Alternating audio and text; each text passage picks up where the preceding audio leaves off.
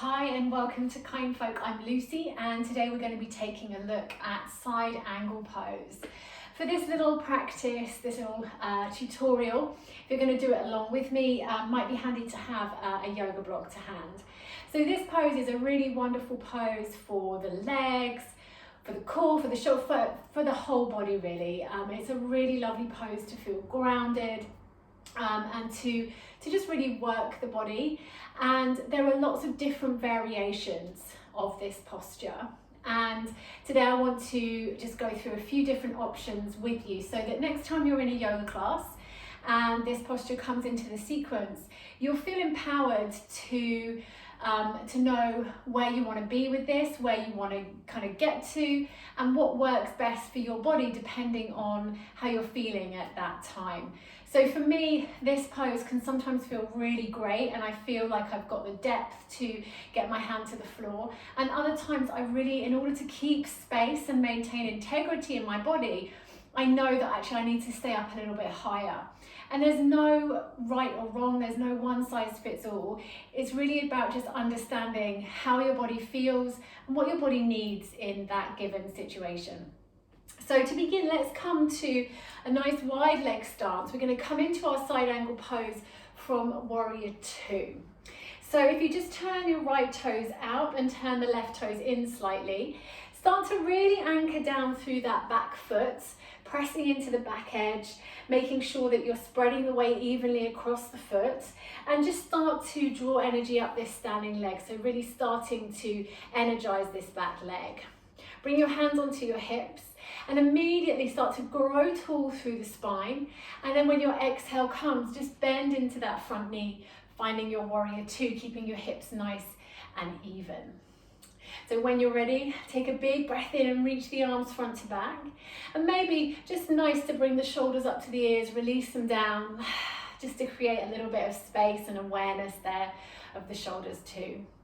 So for the first variation, we're going to just start to lengthen, so energize through the sides of the body, create length through the sides of the body, and just bring the right forearm or elbow to the right thigh just above the knee, and just bring your right hand to your hip.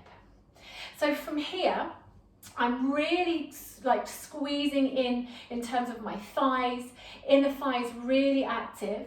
The front knee stays tracking towards the little toe.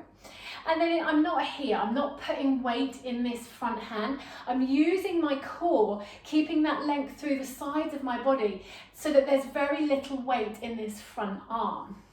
So the hand is on the hip here, and we're just going to start to turn the chest a little bit towards the ceiling. You could even bring your hand to your ribs and just turn the ribs around a little bit so that you start to energize through the front of the body. And then as you breathe in, we're just going to reach that left arm up towards the sky, shoulders nice and stacked.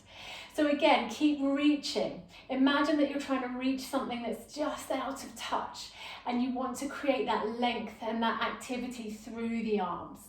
All the while the legs remain active, inner thighs really active here. Core, belly draws in towards the spine. Beautiful. So option one, this is a great place to stay.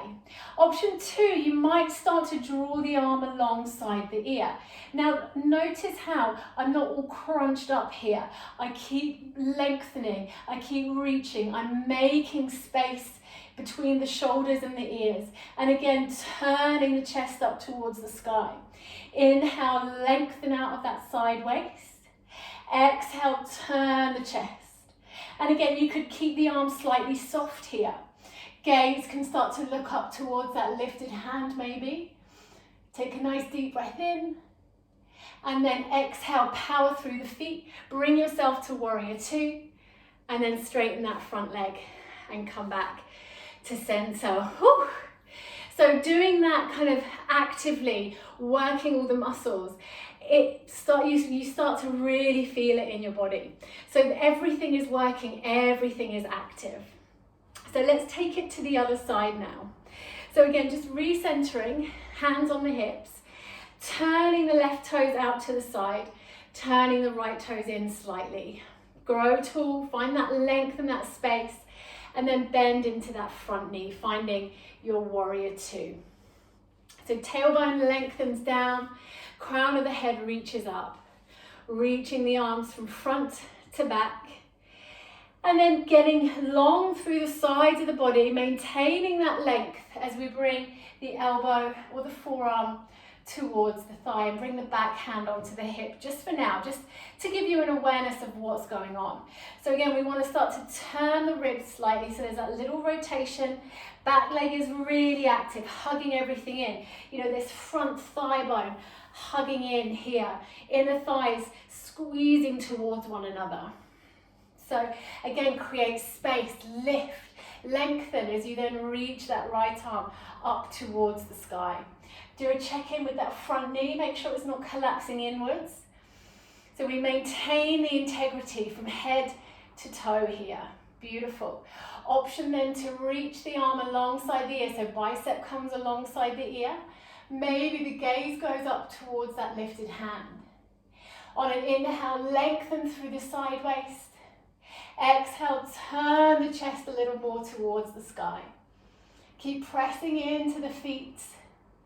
And then when you're ready, we'll reach back to our warrior two. Take a breath in. And then exhale, slowly release.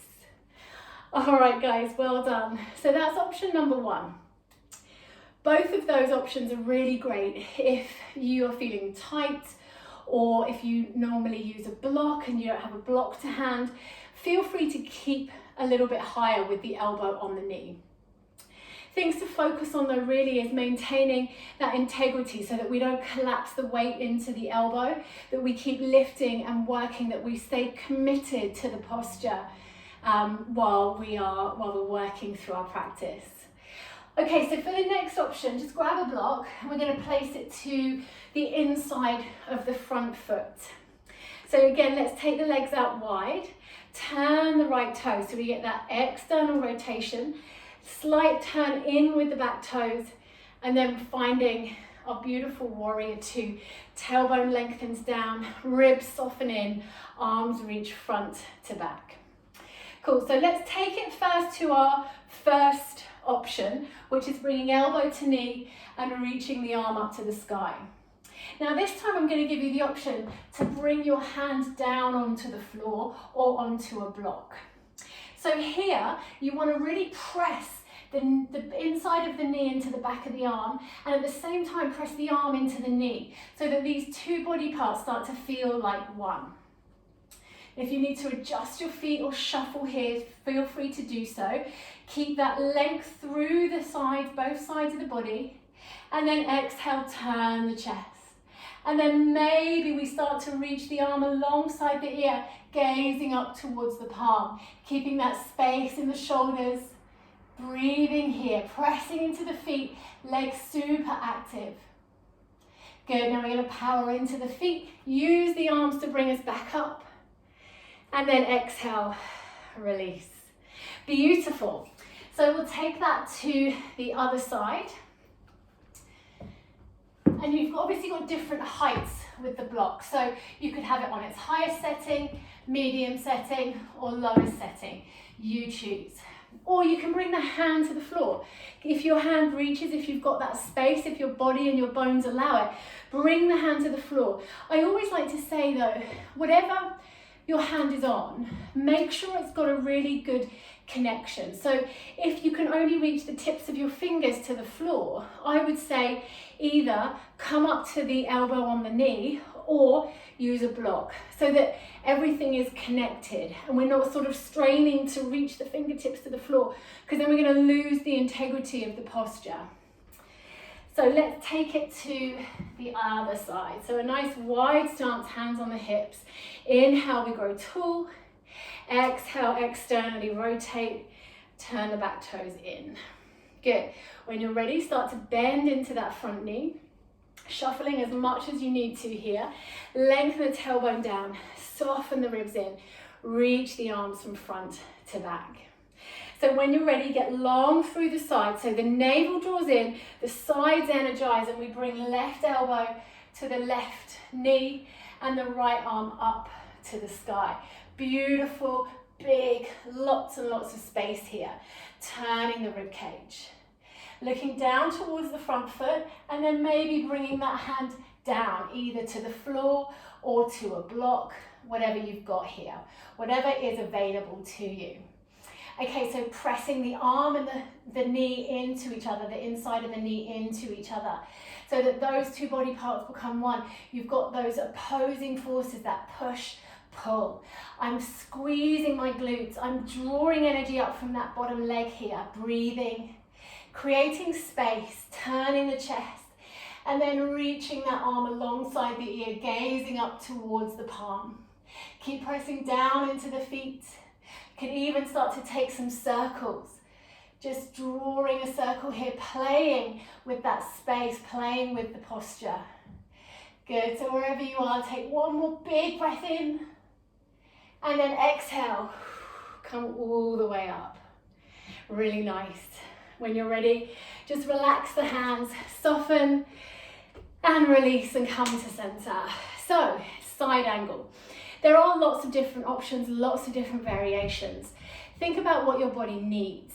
Think about what helps you to feel more at home, more steady, more grounded. Feel the earth underneath you. Think about where you can create space, lengthening the sides of the body, turning the chest towards the sky, and being really expansive with the arm. Beautiful, so thank you so much for joining me. Let me know if you have any questions or feedback, and I look forward to sharing some more yoga with you soon. Thank you and bye for now.